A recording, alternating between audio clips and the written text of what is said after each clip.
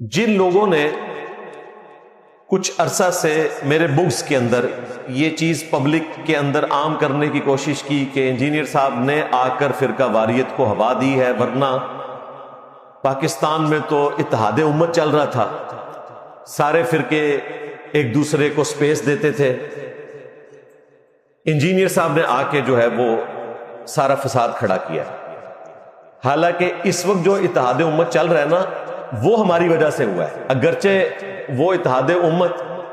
میرے بکس میں انہوں نے کیا ہے، آپس میں اکٹھے ہو گئے، ورنہ یہ آپس میں اکٹھے نہیں تھے کبھی بھی۔ تو یہ اتحاد امت جو آپ کو نظر آ رہا ہے کہ دیوبندیوں کے چینلز کے اوپر اہل حدیث اور بریلویوں کی ویڈیو اپلوڈ ہوتی ہے میرے خلاف، تو اس سے لوگ سمجھتے ہیں، انہیں وسوسہ آتا ہے کہ یہ تو سارے ایک ہیں۔ وہ یہ نہیں دیکھ رہے کہ وہ میرے خلاف ایک ہوئے میں، ادروائز آپس میں جب کبھی ان کے انٹرسٹ کے اعتبار سے کوئی کنفلکٹ آتا ہے تو وہ پھر کسی کا کوئی لحاظ نہیں کرتے، اور وہ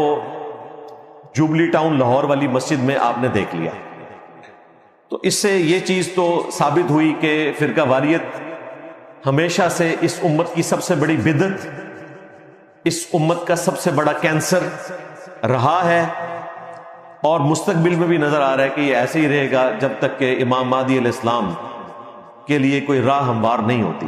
لیکن اس میں تازہ ہوا کا جھونکا ہمارا یہ پلیٹ فارم ہے کہ ایٹ لیسٹ ہم نے ان کی پبلک کو ان کے شر سے بچانے کی کوشش کی ہے، الحمدللہ۔